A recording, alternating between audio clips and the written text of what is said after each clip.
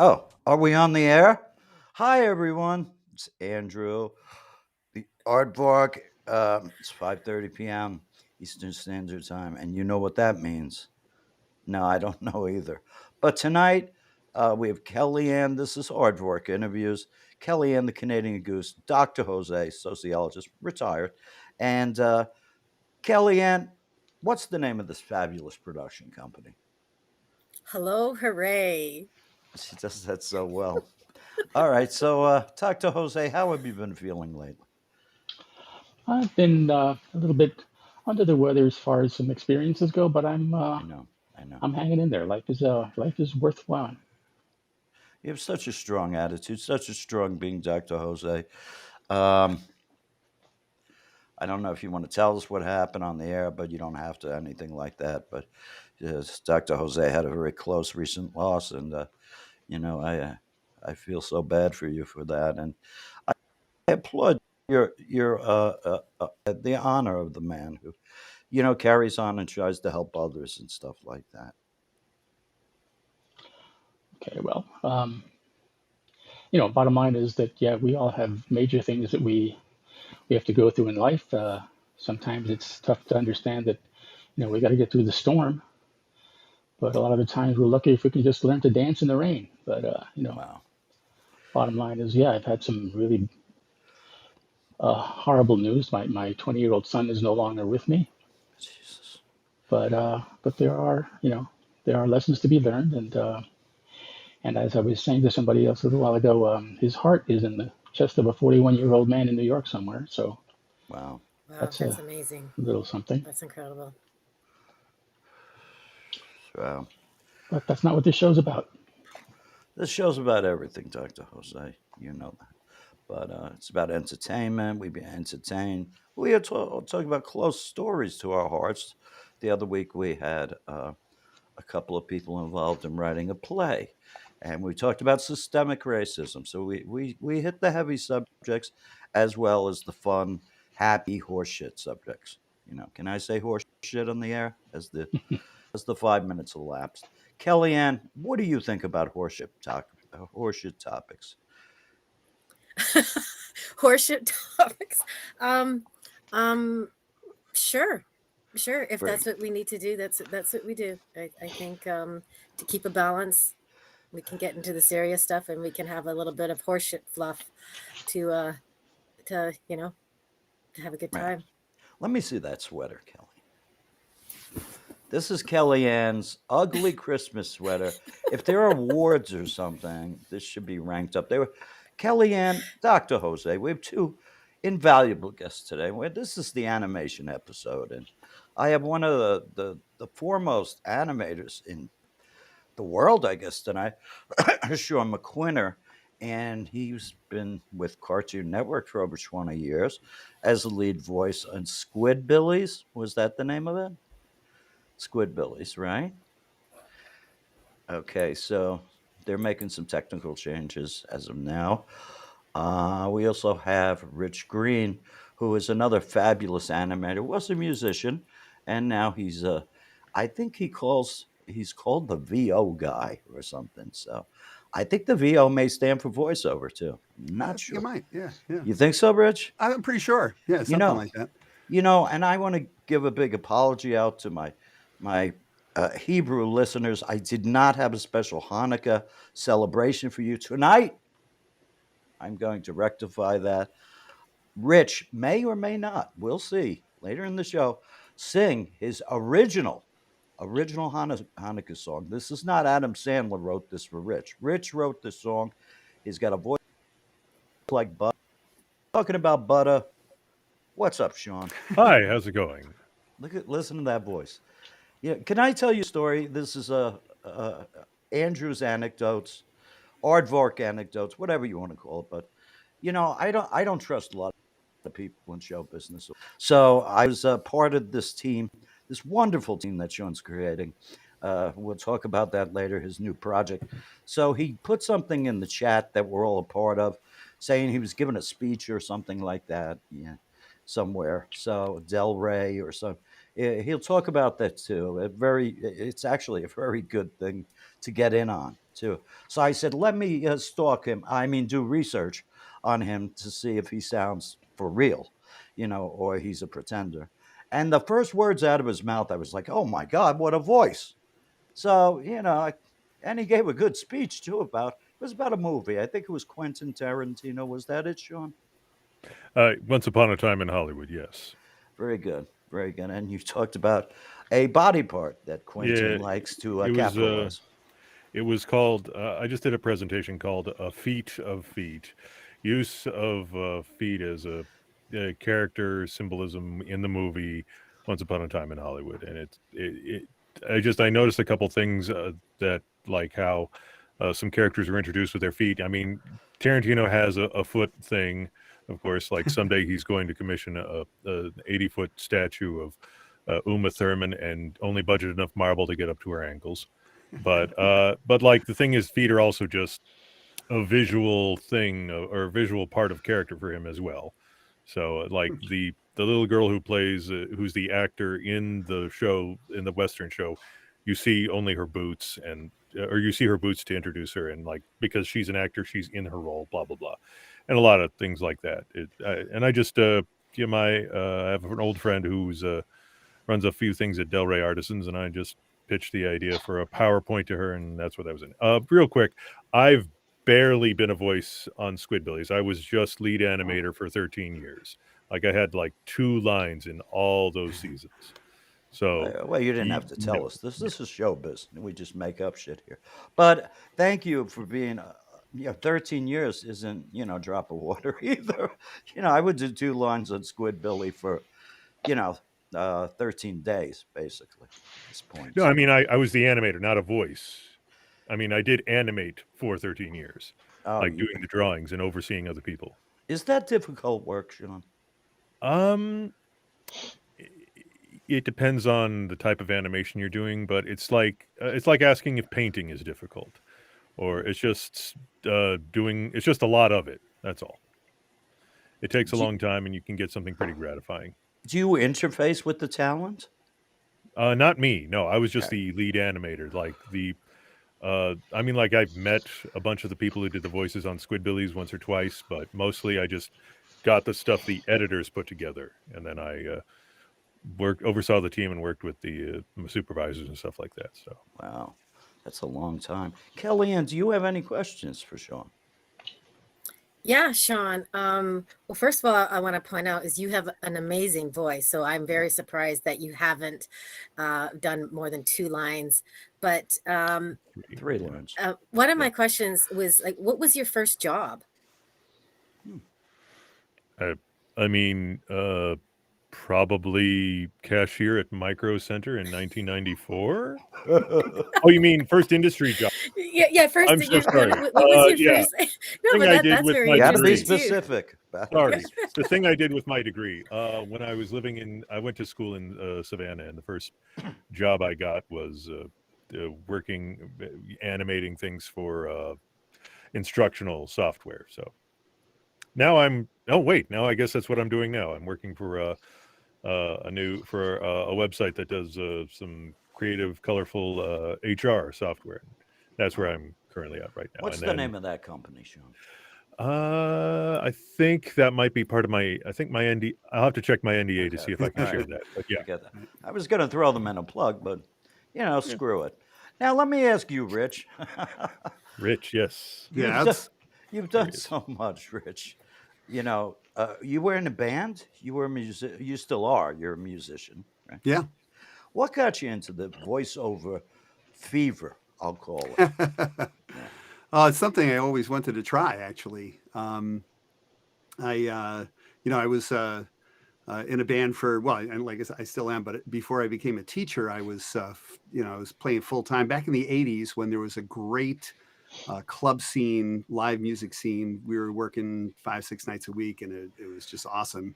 And then when the drinking age went up in New York State, all of a sudden there weren't as many people going out to the clubs on the weekdays, and because 18 and 19-year-olds were the people who would do that kind of thing and still like go to work the next day, that kind of thing.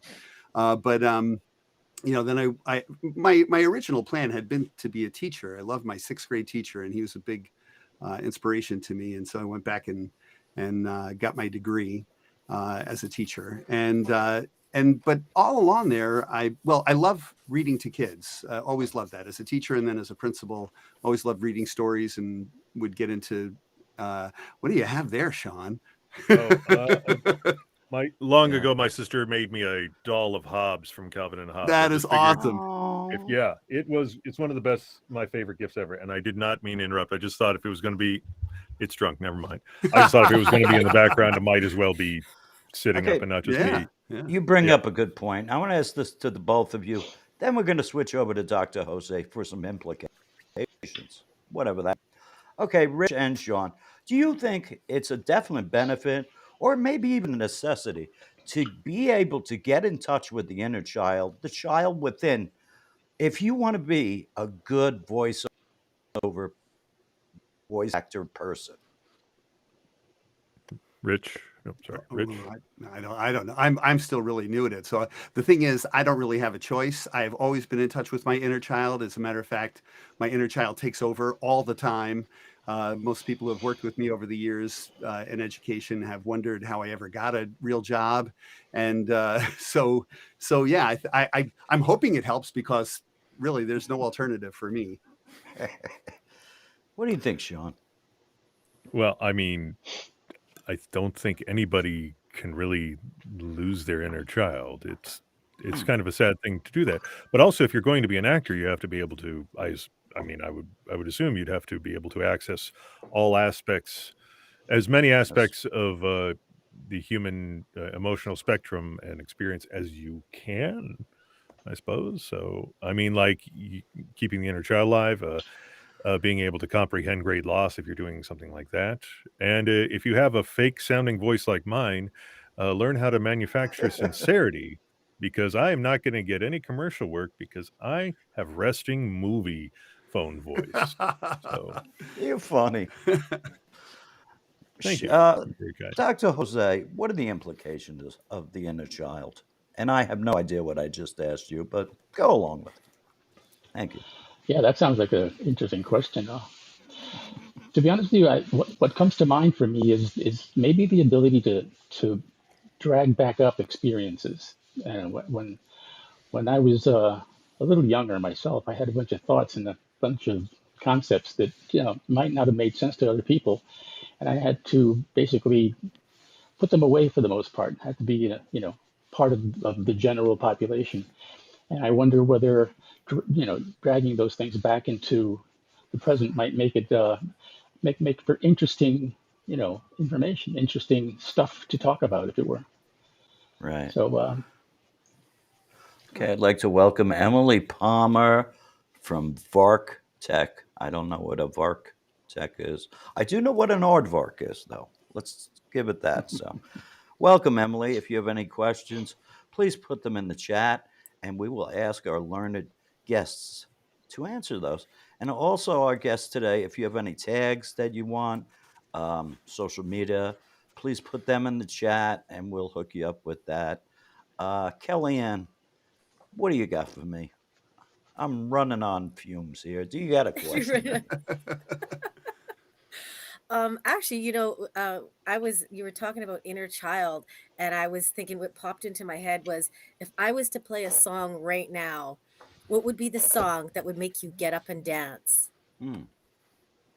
Wow. That's a good question. That is a good question. I'm not much of a dancer.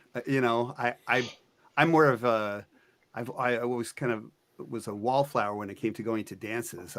I feel really silly when I dance, but get me on a stage and I'll be as silly as you like, or even if you don't like it, and dance like crazy. But yeah, like put me in a, like, I don't know if I'm more of a sing-along guy than a dance-along guy. I think that's called alcohol. Rich, but yeah. Is that what it's called? So, yeah. But Sean, are you a good dancer? Yes. What's your song, as Kellyanne, the Canadian Goose, has posed? Most songs that I can find a beat to will motivate me to dance, especially depending on if people aren't looking or not. Because Like to keep healthy, I'll put on say a song from Just Dance 2020 on my Xbox and just do that to help keep me going.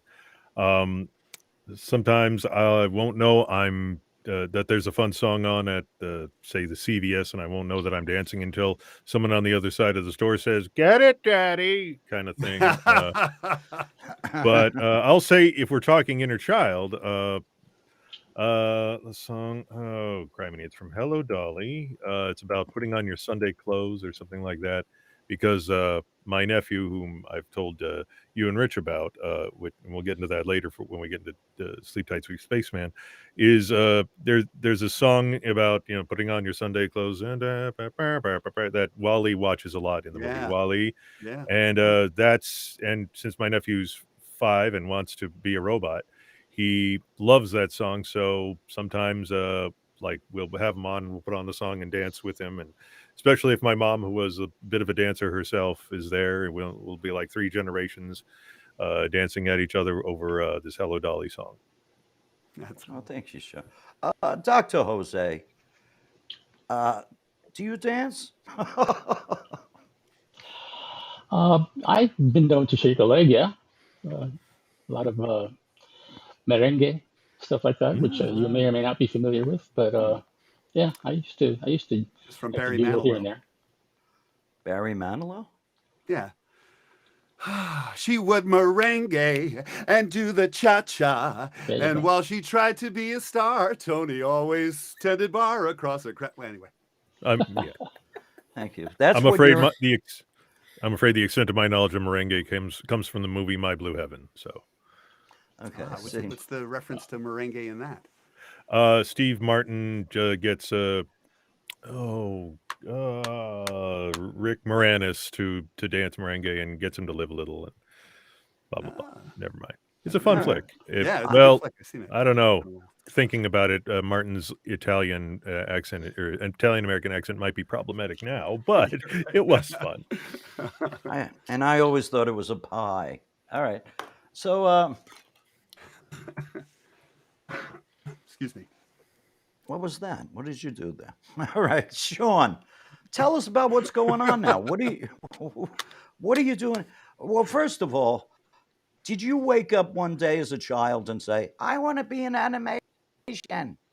What your beginning? What I think drew you? I think every child wanted to do that. Really? You're right. But I guess I don't know. I like to. Well, when I think Who Framed Roger Rabbit came out when I was 11 or 10 or 11. So I do like to say that movie motivated me to become an animator and marry a tall redhead. So,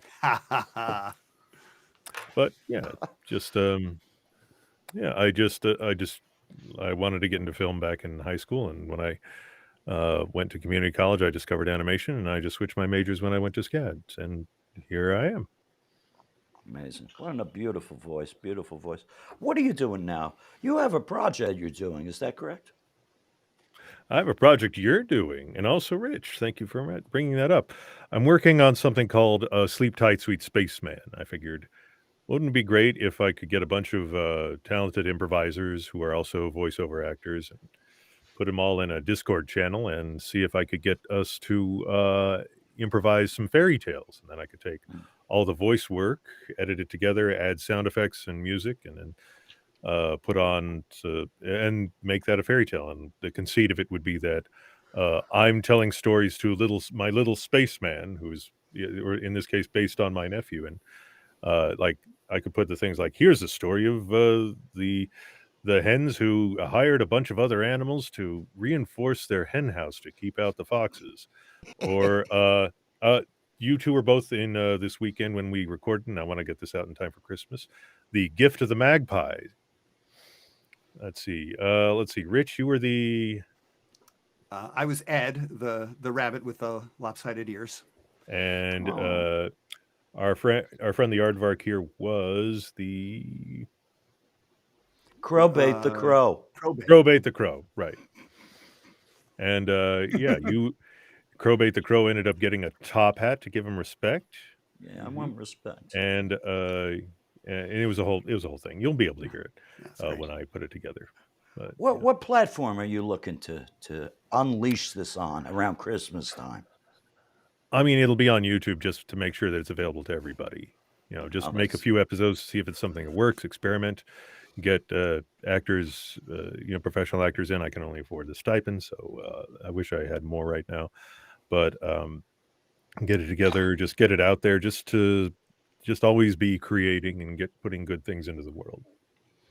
It must be such an undertaking, though, to first audition people, see if they're at the proper levels for you to begin recording and using them their greatest abilities.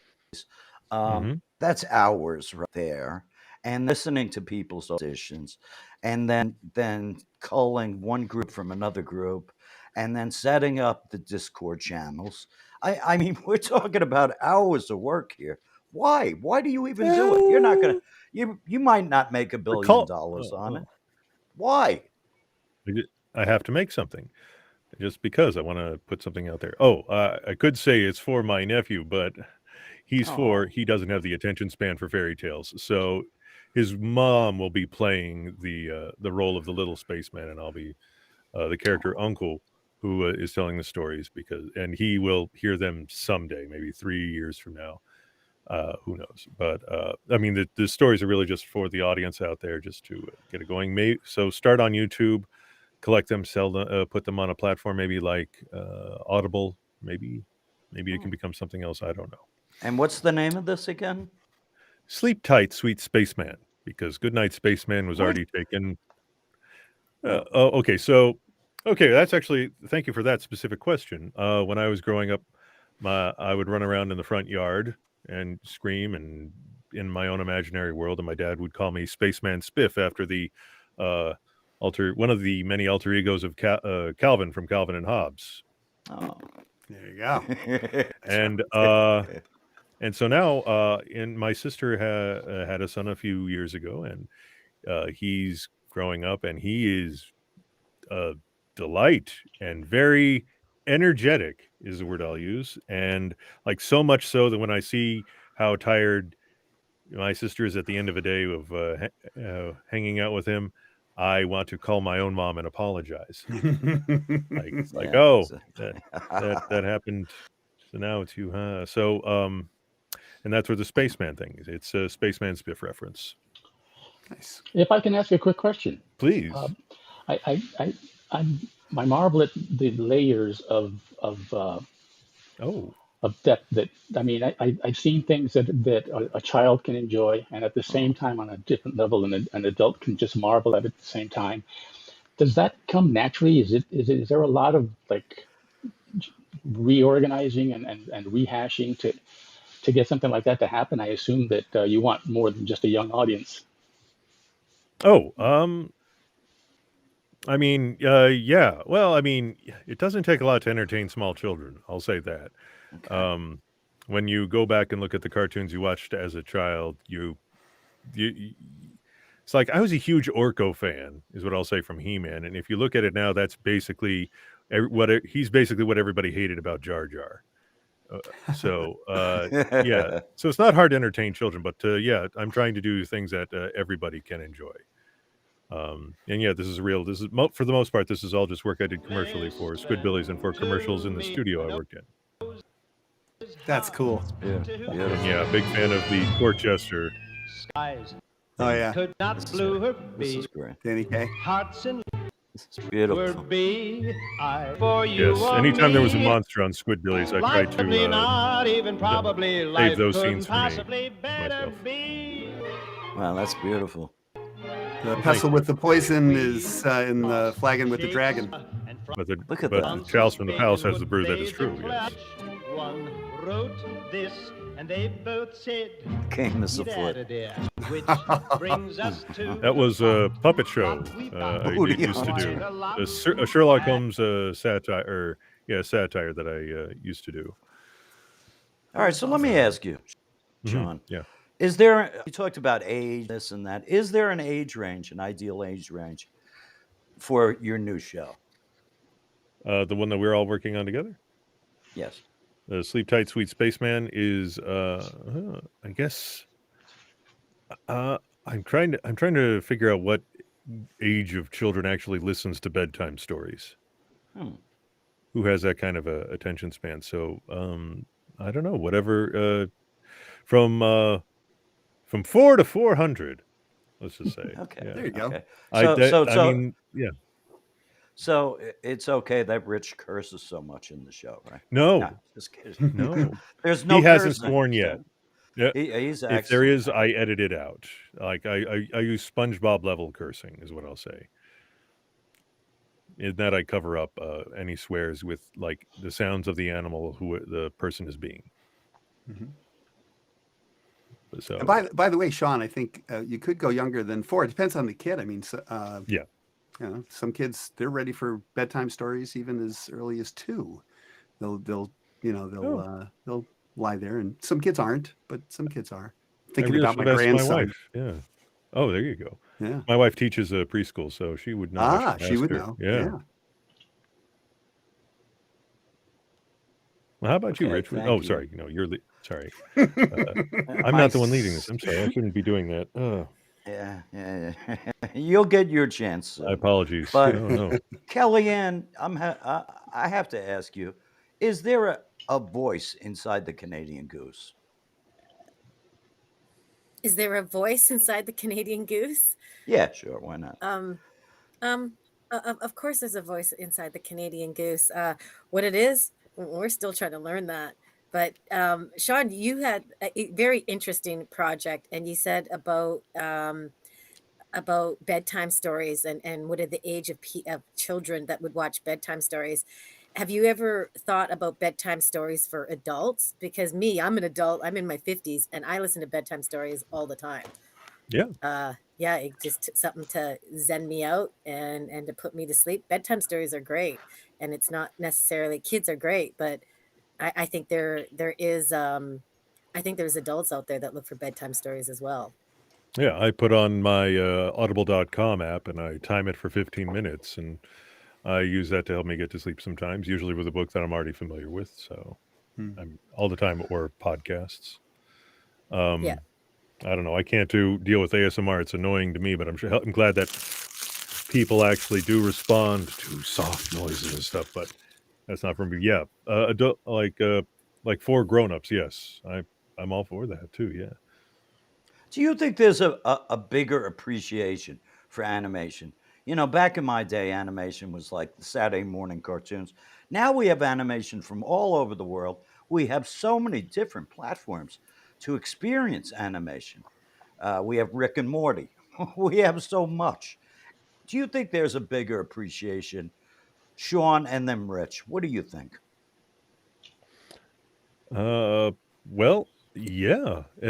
Well, first off, the animation industry kind of jumped up a bit during when the pandemic hit because people needed studios needed to produce more content, and you couldn't do that with people.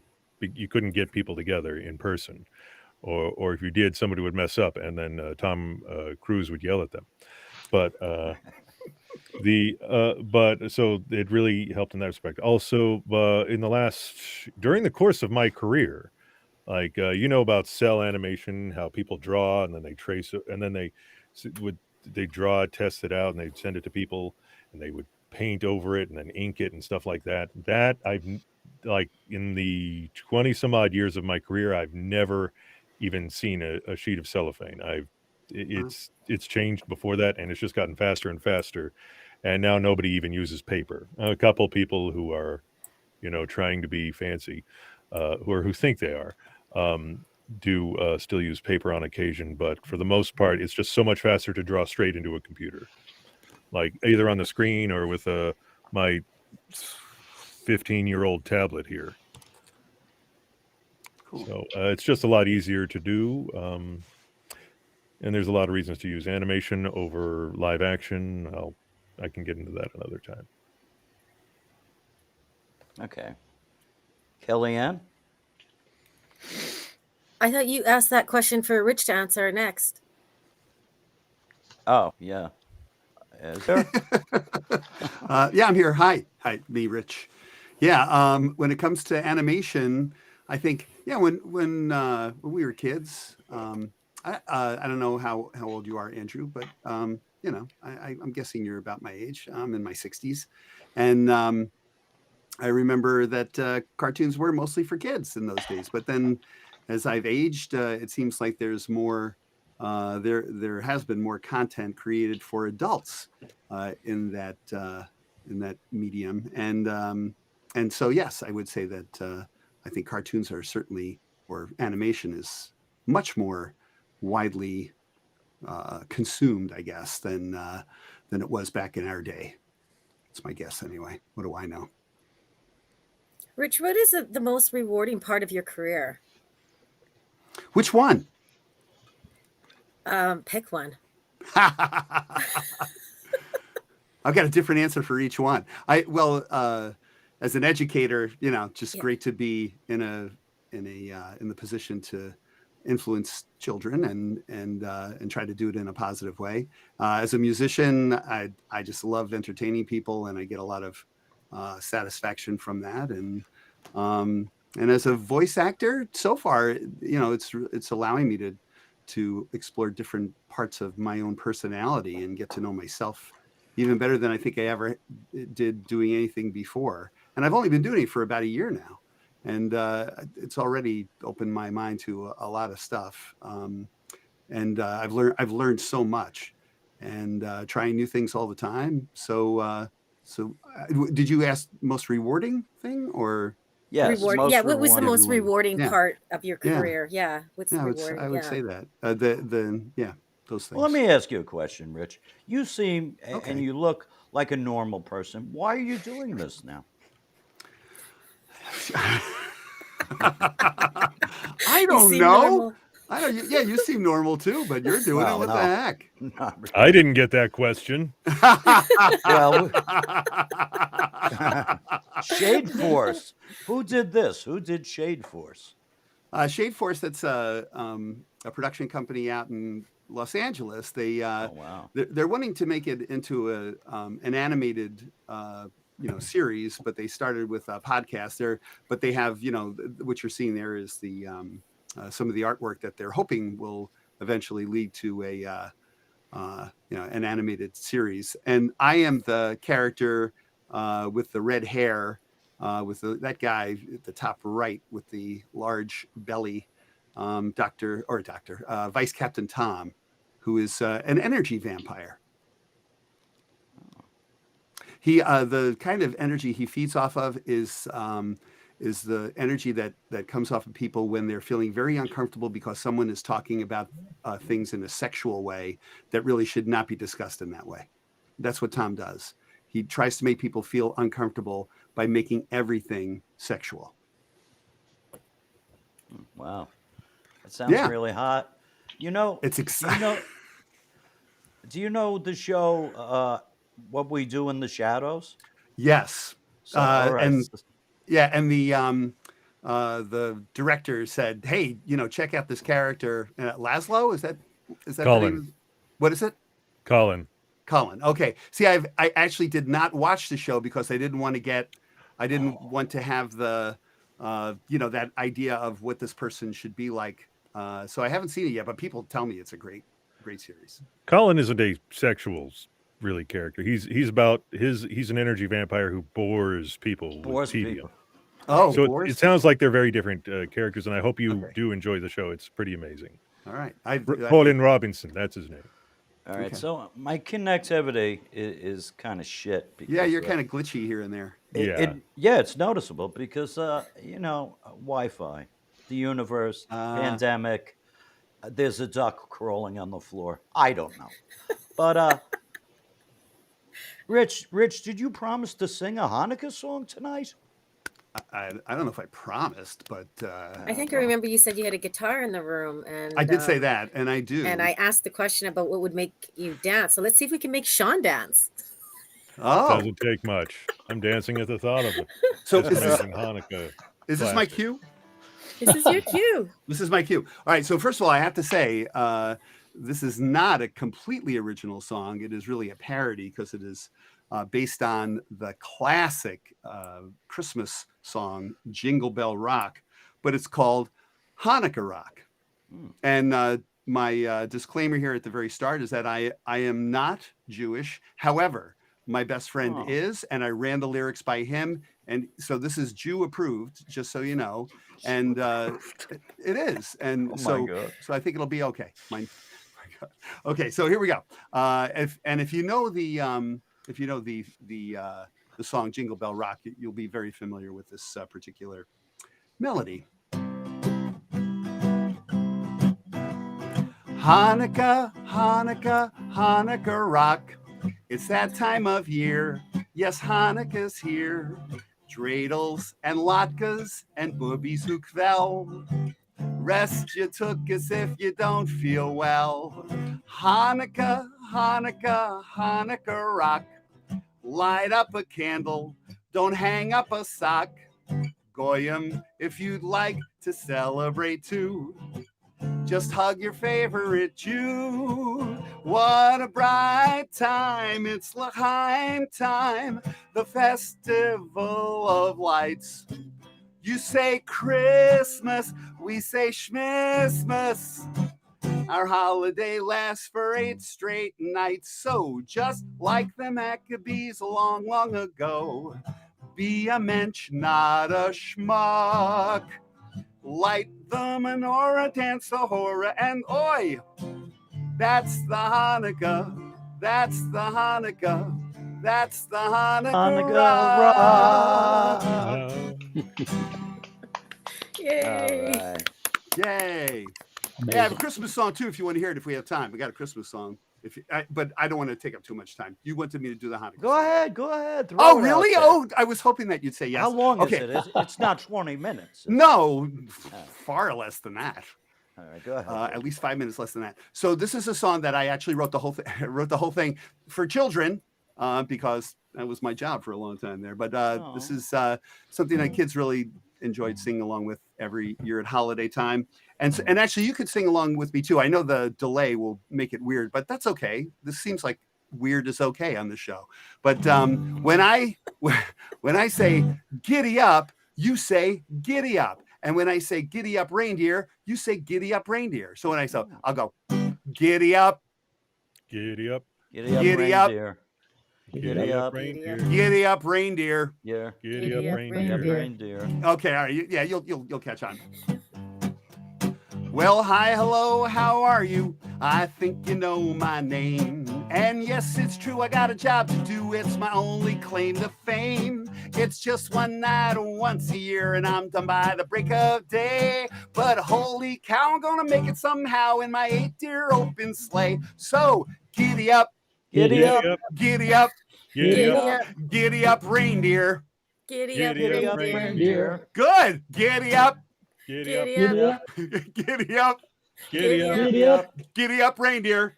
Giddy up, Giddy up, reindeer. There we go. I'm taking care of business through the snow and the icy frost. With my white-haired head, I'm a suit of red. Yes, my name is Santa Claus.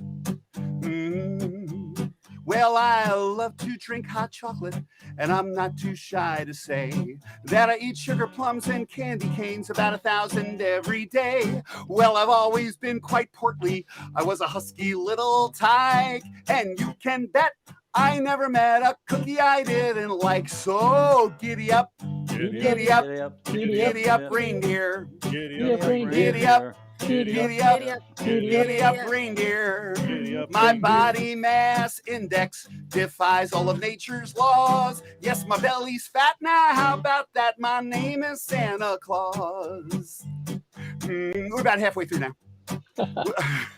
Well, I got me a wife at the North Pole, and I love to call her Mrs. Well, I tickle her, and I tell her jokes, and I cover her with kisses. All year long, we sing and dance, and a wibble wobble to and fro. To finally, on Christmas Eve, she says, it's time for you to go. So, giddy up, giddy up, giddy up, reindeer. Giddy up, Giddy up, giddy up, giddy up, reindeer. Oh, she still loves me in spite of all my flaws. And yes, it's true that I love her too, and her name is Mrs. Claus. When you hear my sleigh bells ringing, you best get out of sight. Jump in bed, cover up your head, and dream with all your might. 'Cause I'll be stopping on your rooftop, and I'll come down your chimney. Well, I won't make a noise, but I'll leave some toys underneath your Christmas tree. So giddy up, giddy up, Giddy up, giddy up, giddy up, reindeer. Giddy up, Giddy up, reindeer. giddy up, giddy up, reindeer. Giddy up, I'll take reindeer. some milk and cookies and a momentary pause, and then it's ho, ho, ho, and away I'll go, 'cause my name is Santa Claus. Toys to the world I bring because it just seems right on a special night, and my name is Santa Claus. With my white-haired head and my suit of red, yes, my belly's fat now, how about that? A ho, ho, ho, and away I go, 'cause my name is Santa Claus. Yay! Thank you was for letting me great. do that. That was fun. Glad you enjoyed it. I think your Okay. backup kind of wasn't the best, but we tried. Well, it's tough with the delay. It's okay. I know you were trying. You were trying your best, and that's all that matters. Yeah, we were very entertained, that's for sure. Okay, there's a part in the show called Kelly's Questions. Kellyanne, the Canadian goose who calls in from Canada, and she was basically slept on the studios of the show, so we had to hire her on, actually. But she's good at the questions, it seems. So, Kellyanne, do you have Kelly's Questions tonight for our esteemed, beautiful, throated guests? Sure. I'm gonna put my first question out to Sean. And Sean, my question to you is, what is the best thing you've ever bought on Amazon?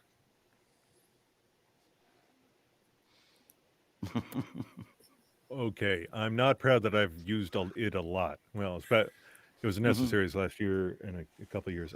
Shoot, that is a lot. Oh man.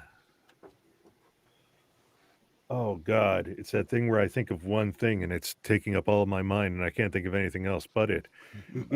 It's not that Cruella T-shirt I bought for myself after seeing the recent Disney live-action movie, which was delightful. It's got to be something better than that. Oh man,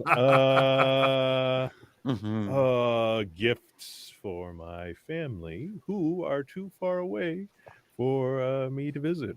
That's it. There we go. Ooh, Excellent answer. Gifts for the family. That is a great answer.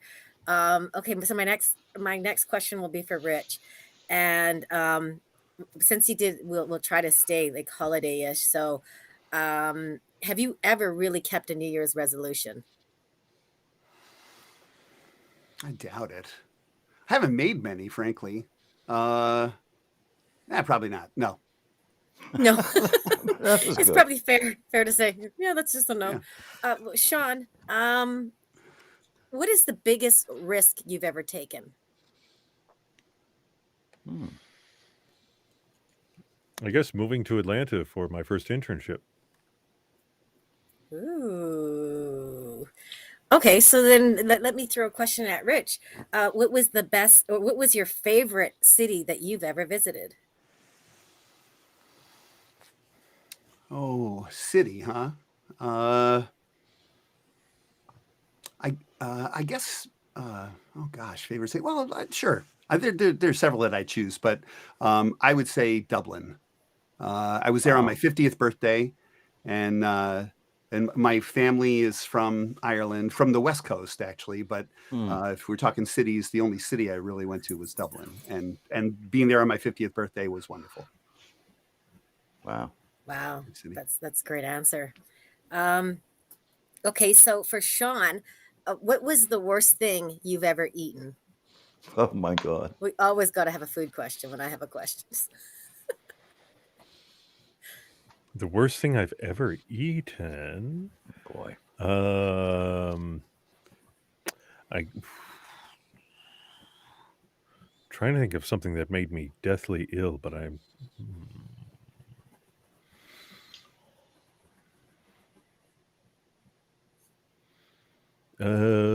holding things up. You're doing fine. Take your time. Sean will be teaching improvisation this week. Okay. You know what? That's an excellent point. Wow. Yeah. And at 8 p.m. tonight. Yes, that's true. Oh, Okay, so thank you, Sean. worst thing I've ever eaten. There's so many bad things to eat. Just Yeah, mention them. chocolate covered bacon. I loved it, but not good for you. Is that real? Oh, that sounds interesting. So you That did sounds love it. interesting. I'm sure I may have made it myself for all I know, or I've probably eaten it a few different places. But Wow. yeah. Wow, that And sounds one final question. I just want to ask Rich, what was the biggest risk you've ever taken? Biggest risk I've ever taken. Risk, I don't know if it's a risk, but yeah, scariest, riskiest thing. I think in my bio, I mentioned that I was a game show contestant. Well, I did that twice. I was in 1987, my band was on Star Search. That was pretty scary. wow. And we lost 3.5 stars to 3 stars. But then that taught me something because in 1997, I got on Jeopardy. And I just had a blast, and I came in second. So, but 2 times in a nationally televised contest, I did not win. But the first time scared the crap out of me, and the second time was just so much fun. I actually, if you ever watch the tape, which you probably won't, but in the final commercial break, going to before Final Jeopardy, I turned to Heather in the third. Podium thing and said to her, "Can you believe it? We're playing Jeopardy. We're playing Jeopardy for real." And she looked she didn't want to talk to me. I was scaring her a bit, but it was awesome. I That's a fun thought you story. were gonna ask her to marry you, like an Adele concert or something, where they have a fake marriage. Now, Dr. Jose, do you think imagination can be dangerous? I've been watching this Joker movie on Amazon lately. He had a lot of imagination, but he went kind of bonkers. What do you think about this, Dr. Jose? Wow. Absolutely. It can be extremely dangerous, but at the same time, maybe it can be so exhilarating. It reminds me of when I jumped out of an airplane. The perfectly good airplane, and I jumped out. But it was extremely enjoyable on the way down, and the apprehension and the fear beforehand was like crazy. But yeah, I'm sure imagination can take us places that we wouldn't dare go in real life. Did you ever think that your chute would not open? No, I was more worried about the fact that the trees were the size of ants, but I expected the chute to open. Wow, that's a brave thing. Yeah. Sean, did you do that? Jump from the plane? No, I've never jumped from a plane. Actually, my dad was a paratrooper, and he made me promise that I never would. Oh, wow. That is Oh, so no cool. way. All right, so Is there a reason why? Because he was a paratrooper, he didn't want his kids jumping out of planes too. It's kind of dangerous. You must have really loved it, yeah.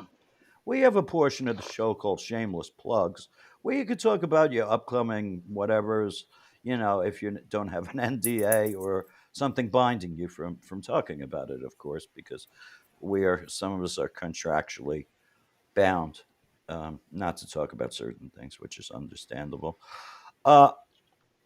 What's your name again? Rich. Okay. So the world's worst interviewer. Rich, what do you want to plug, baby? What do you want to plug?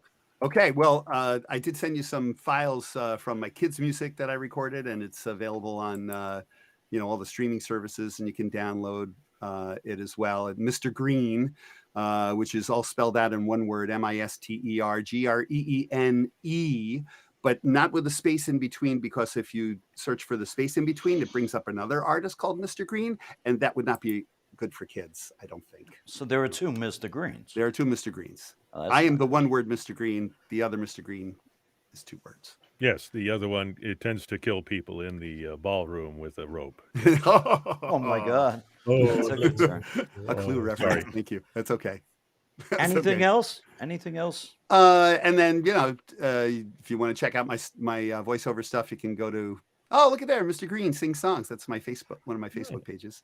And yeah, if you want to check out my voiceover stuff, go to Rich Greene with an E at the end, voguy.com. And also I have a Rich Greene VO Guy page on Facebook as well. And so there you go. How's that for shameless? Shameless enough for you? Yeah, but when I think of VO, though, I think of something else. And you like laying on the ground or something, but that's just my boozy sense of humor. Now, Sean, you're doing so much, brother. Doing so much. I don't know how you do it all. What do you sleep like a half an hour a day? It's just amazing. What do you want to talk about, Sean? Well, I want to talk about Sleep Tight, Sweet Spaceman, but I would rather I have something to show for it first. But I'm very excited. I hope I am able to get together the episode where you star as Santa in Jingle Hard. But I'm just trying to get the first episode, The Gift of the Magpies, out first, and we'll see. I am trying to do one. If I could outreach for one thing, I would say, hold on. I'm trying to look for the right uh, organization to pair with, because I've written and illustrated a book, and I'm revising it and revising illustrations in the text. I was originally for a group called Hope Exchange, and I'm trying to find a new anxiety, depression, ideation group to do it for, because it's this great, lovely book, but the group I originally created it for folded, and I'd like to just get it out there so it could say spread the message of self-healing and helping people, and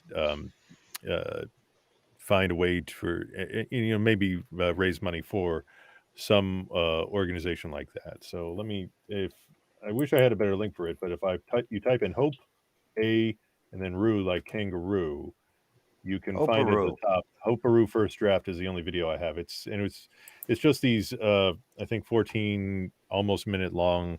I created these shorts to be I can copy and paste it somewhere, but includes paid promotion. I don't remember doing that. Anyway, I'll paste it in private chat, and maybe you can disseminate it. I'm trying to find the right organization. If you know anybody, if there are any groups out there who would like a free book to raise money with and to get the message of Okay, let me ask you a personal question. mental health. Yes, go right ahead. I don't mean to interject, but that's what I do. I wasn't going anywhere helpful. Yeah, go ahead. All right. Why is this cause so personal to you? Anxiety and depression. Is there a reason? I don't know. Why is this important? 2020 is a hell of a year, man. Yeah. Amen. I'm in a good place now, especially with my current job, and having projects like Sleep Tight, Sweet Spaceman are good to help keep you going and keep you focused. But I mean, we've especially creative types. Well, I can't, not just creative types, everybody. A lot of folks, we all have our dark times, and sometimes thank you. And sometimes you do look down into the abyss, and hopefully you are able to find your. Sorry, I keep getting weird messages constantly, so that's why I keep getting interrupted. So hopefully, there's a lot of people out there ready to help you. No matter how bad things are, somebody loves you. Somebody who doesn't even know you loves you. It's really, and I say that all the time on like the Facebook depression and anxiety groups. That's what the care emoji is for, the little sad smiling face holding the heart kind of thing. And getting that out there. Like I recently helped out with it's hard to remember their name, so I generally just call them the Suicide Squad. The American Federation for Suicide Prevention. I helped out on a walk recently there too. So it's a good message. I'd like to get it out there. So if there's a group that could use a nice book, maybe eventually animated, if we get if I get the spare time or a budget to do it. But I mean, it works just as a book right now. So. Okay. Sean, I'd be remiss if I didn't mention because I'm on I'm on the board of a nonprofit in Rochester, New York, that promotes the use of child-directed play to promote good mental health in children.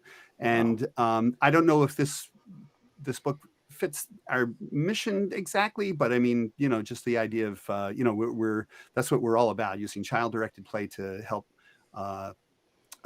kids have positive social and emotional experiences in schools, which is where the program originated, in schools. But also now we have an arm of what we do that's geared toward parents and how they can use child-directed play with their children to help them. Children and adults are now still feeling, I think, the sting of what happened to our world, the last year and a half or so. And I have friends who are still in education. The teachers that I was their principal up until July of 2020, who are telling me about what school is like now. Kids have come back and they've been separated so long from these social situations with other kids, and they're just having a heck of a time. And school's always been hard for a lot of kids because there's just one. Unfortunately, school is very regimented, and it's there's just really just one model for it, pretty much, widely speaking. And so some kids have always had difficulty, but now more and more kids are having difficulty with it. Okay, Rich, let me ask you, what's Please, the take name? it. What's the name of your nonprofit? It's called Generation 2. All right, Generation 2. Okay. Yeah. So somebody could contact them or something? Yeah, g2rochester.org is the website, and you can g2rochester.org. Yep. Sounds like a very worthwhile nonprofit, because a lot of kids, like you said, are going through this as well as adults, So I think sometimes we forget about the children. We're so worried about ourselves and everything, but this is our There you future. go. And thank you, Teddy, for putting this up. Thanks. And there's Dr. Ashley Cross. Yeah, she's our executive director. She's an awesome person. All right, maybe Sean can hook up with Maybe. or There's you a could. character that is just a hand, and I was going to which, because the Hope Exchange's logo was a purple hand, I could change it to a lovely multicolored tie-dye hand if G2 were interested in it. We could talk. That's awesome. Yeah. It's good to see that you're teaching kids that they can go through a hard time without being a victim necessarily. So I think that's really, really wonderful. Thank you. Yeah, empowering children is the best thing I think you could do for them, because they're never in control. No. And it's hard enough for us as adults to have to deal with those times when we're not in control, and kids, that's the case pretty much all the time. Wow, that's beautiful, Rich. You're involved in so many great things, and you as well, Sean, on a more creative level in, creating a diversion for our children, I mean, just a little bit about the Aardvark. Aardvark didn't grow up in a really silver spoon situation, and it was tough for the Aardvark, the little young Aardvark. He couldn't even, his sense of smell was off at that time, even so. But now his abilities have risen, and out of the ashes, the Aardvark will rise. So, anybody else want to add any closing notes before we close and give credits? And Can I ask a question? oh, May of I course. ask a question? So Sean, you have not Sean, I'm sorry, excuse me. Andrew, you have quite a distinct voice, just as Sean does, with a very distinct accent. You sound like you're from New York. Are you indeed from New York? The secret's out. The secret's out. I am indeed from New York City. Now, where in New York City are you? Are you from Queens? No, I'm from Manhattan. You're from Manhattan. Look at you. You're a real New Yorker. Yes. And if anybody wants my address, I'll give you my address. And I will give you $5 to sweep the snow from the pavement. So thank you very much. Very nice. I especially liked my role playing Santa when they tied me up and put the gag on me, and I made the sound. It's very authentic. Ah. Very, very, very real. Remember your environment, you voiceover people, and listen to your partner. Wait for them to speak. All right, it's give and take. It's like acting, really. Give. I mean, it is acting. Yeah. Exactly. Sean, do you want to say anything to close us out, brother? There's always help out there. There's always somebody willing to listen. You matter. That's beautiful, man. Excellent. I'd like to thank our beautiful guests, Rich Greene and Sean MacQuinor. Yep. I'd like to thank Dr. Jose for coming on, giving us his expertise as well. And Kellyanne, she's flying high. She's the Canadian goose. And I'd like to thank our producers at... Hello, Kellyanne? hooray.